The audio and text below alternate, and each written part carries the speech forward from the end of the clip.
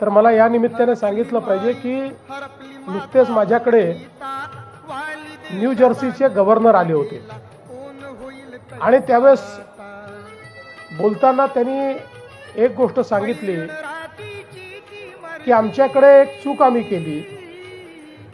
आज New York new Jersey सारख्या महत्त्वाच्या भागामध्ये विजेची कमतरता आहे। मी त्यांना सांगितलं की अमेरिकेत इतकी वीज आहे आणि मग तुम्हाला कमतरता का भासते। त्यावेळेस त्यांनी सांगितलं की आमच्याकडे स्टेट ग्रीड आहे, आमच्याकडे नॅशनल ग्रीड नाही। आणि मग त्याच वेळी मला हे लक्षात आलं की बाबासाहेब किती द्रष्टे होते।